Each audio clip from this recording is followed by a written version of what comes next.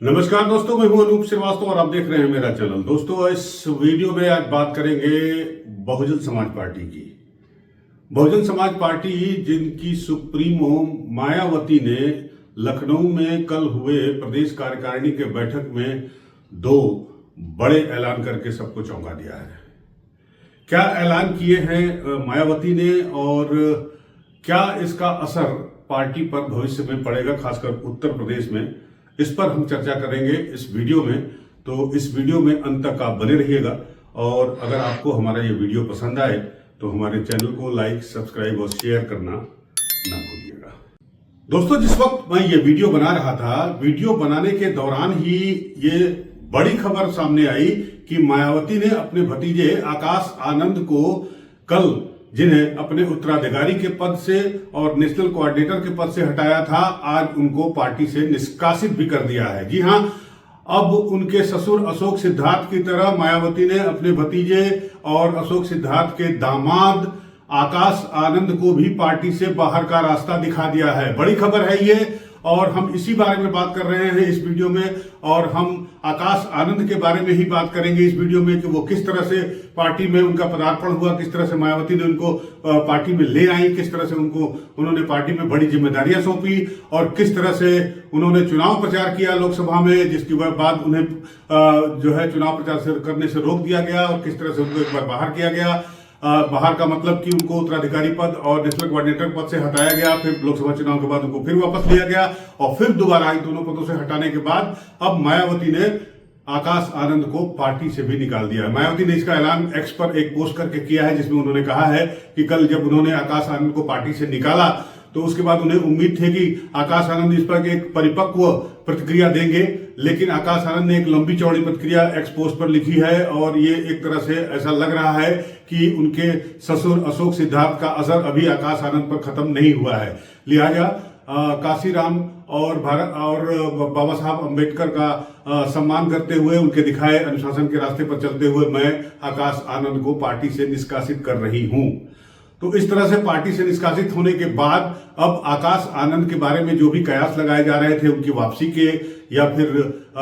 दोबारा एक तरह से मेन स्ट्रीम में आने के, वो सारे कयासों पर अब विराम लग गया है। तो लिहाजा अब इस वीडियो में हम आपको सिर्फ आकाश आनंद के बारे में बताएंगे कि किस तरह से वो पार्टी में आए और किस तरह से वो पार्टी में आगे बढ़े और किस तरह से आकाश आनंद का पतन हुआ। तो आखिर आकाश आनंद से मायावती का मोह भंग क्यों हो गया, इसके बारे में कई कारण उभर कर सामने आए हैं, कई एनालिसिस आ रहे हैं और उसमें सबसे बड़ा एनालिसिस ये है कि आकाश आनंद को जब नेशनल कोऑर्डिनेटर पद की जिम्मेदारी मिली, उसके बाद उस वक्त उनके साथ उनके ससुर अशोक सिद्धार्थ भी हुआ करते थे और इन लोगों का साथ देने के लिए बहुजन समाज पार्टी के पूर्व सांसद रामजी गौतम भी हुआ करते थे। तो इन लोगों की मीटिंग हुआ करती थी पार्टी के क्रियाकलापों को लेकर, पार्टी की गतिविधियों को लेकर, पार्टी को आगे बढ़ाने को लेकर और पार्टी के परफॉर्मेंस को लेकर, चुनाव की रणनीति को लेकर, तमाम मुद्दों पर जो है ये तीनों आपस में मिलते थे। इनके साथ और भी लोग होते थे। लेकिन धीरे धीरे क्या हुआ कि इन मीटिंग से रामजी गौतम को दूर कर दिया गया,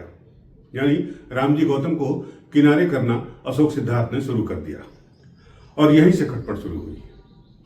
उसके बाद एक मसला और बताया जाता है कि अशोक सिद्धार्थ ने अपनी बेटी की शादी तो मायावती के भतीजे आकाश आनंद से की, लेकिन उन्होंने अपने बेटे की शादी भी की और बेटे की शादी में बहुजन समाज पार्टी के कुछ खास गुटों को ही शादी में न्योता दिया, आमंत्रित किया। इस बात से भी पार्टी के अंदर नाराजगी चल रही थी और जिस तरह से दिल्ली के चुनाव में अशोक सिद्धार्थ को मायावती ने जिम्मेदारी सौंपी थी, लेकिन अशोक सिद्धार्थ के ऊपर तमाम तरह के इल्जाम लगे, यहां तक कि पैसे लेकर जो है टिकट देने का भी इल्जाम उनके ऊपर लगाया गया दिल्ली और पंजाब के चुनाव में। ये सारी खबरें मायावती तक पहुंचती रही।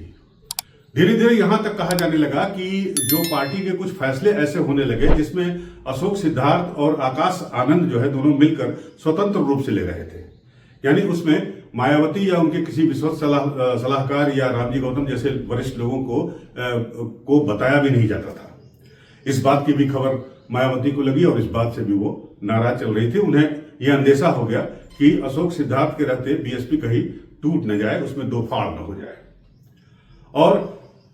अशोक सिद्धार्थ के ऊपर जो मायावती का गुस्सा था वो आकाश आनंद के ऊपर कहर बनकर टूट पड़ा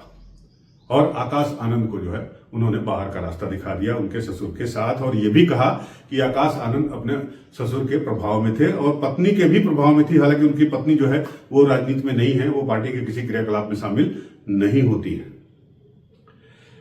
अब सब कुछ हो गया। इसके बाद आकाश आनंद ने कहा कि बहन जी के कैडर के साथ वो अभी भी जुड़े हुए हैं और बहन जी का हर आदेश जो है उनके लिए पत्थर की लकीर है, लेकिन उम्मीद करते हैं कि इन गलतियों से अपनी गलतियों से और साथ ही साथ मायावती के एक्शन के बाद जिस तरह से वो हाशिए पर आए हैं, अगर वो कुछ सबक सीखते हैं और भविष्य में पार्टी के लिए फिर से एक बार अगर वो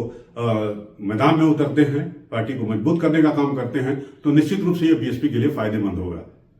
आकाश आनंद को स्वयं भी सोचना होगा, साथ साथ मायावती को भी सोचना होगा कि अकेले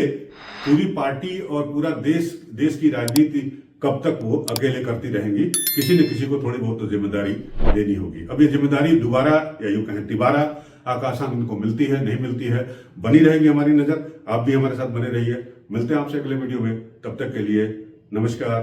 जय हिंद।